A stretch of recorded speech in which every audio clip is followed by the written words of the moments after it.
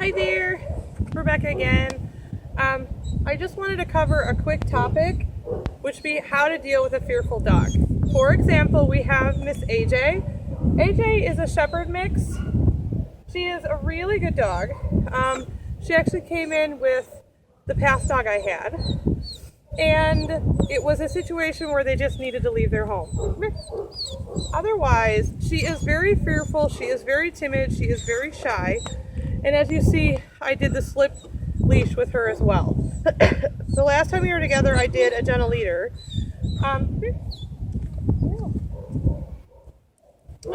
And because I was walking both of them, but by walking just her, she was okay. She was scared of mailboxes, and she wasn't sure what to think about cars, and she did this whining a lot through most of the walk. I think a good portion of it is primarily because she's missing her owner.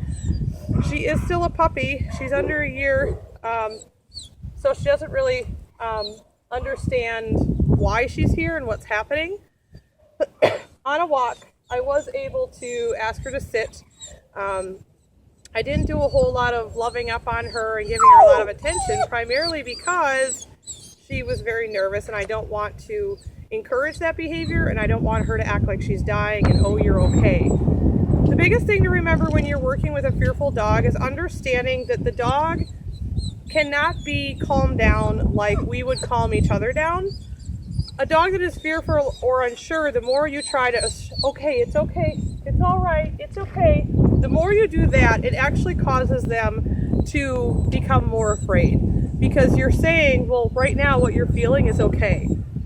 So what we usually try to do is get them out on walks, let them explore, get their mind off of what's going on around them and with you, and kind of help them, good girl, help them kind of feel better about just being a dog. The biggest thing that humans do and we do is we say, oh, it's okay, or we feel bad for the dog. You can't feel bad for the dog for one day and then start training is what we say, because dogs are very much in the now. Yeah, they remember things from their past, but at the same point, they're very much in the now. So if you treat them like they're dying, they're going to feel like they're dying.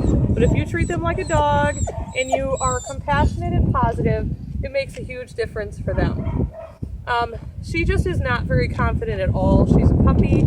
Her owner had had her since she was 10 weeks old. So her owner had an opportunity to really do a lot with her, and I really don't think she did.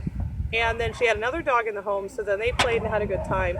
But there really wasn't a whole lot of structure. So she's a puppy without a whole lot of structure and just without a whole lot of desensitization. The other thing with dogs that are afraid is they are afraid of many things. If you seclude them in a house to where they can't get out of the house is their only safety, and it's their only place that they feel like they're not going to die. As soon as you take them outside, everything becomes overpowering, everything becomes overstimulating, and they freak out. So initially for the first week, my guideline is just get to know the dog. Just relax, just kind of let the dog relax. Don't enforce too much, just enforce a routine. We go out at this time, we get fed at this time, we do a little bit of one-on-one at this time. Once that first week is done, then start training. Start taking them out on walks, just around the neighborhood, or just down the block and back, so that you can learn about them. The only way you're going to learn about what they're fearful about or why they're so fearful is if you take them on a walk. That way you can see, oh, they're afraid of mailboxes, or oh, they're afraid of cars. So once you understand what they're afraid of, you can start working on it. Positive reinforcement, really, really good treats, not a whole lot of babying, and just forward movement is the key. If you're interested in AJ, do contact sandypaws.org for Sandy Paws Rescue. If you have any more questions regarding a fearful dog or how to work with it, you can get a hold of me at www.ruffacademywi.com.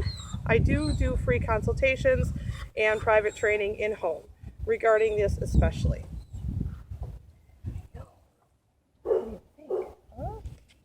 What do you think, huh? What do you think, huh?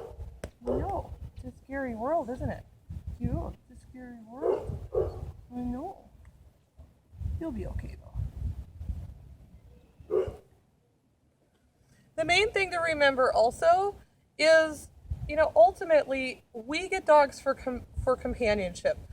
Dogs need us for pack orientation. So if you're going to have a dog, you need to make sure that they understand how to fit in your pack.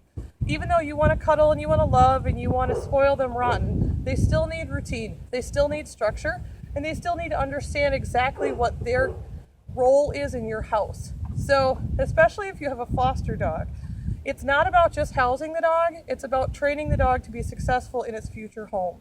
If you just train the dog to do well in your house, it's never going to have a very easy transition into its new home. It's going to only be okay in your home, and then it's going to go to a new home and say, I don't know you, I don't know this home, I'm not comfortable, I just want to go back to that other person's house.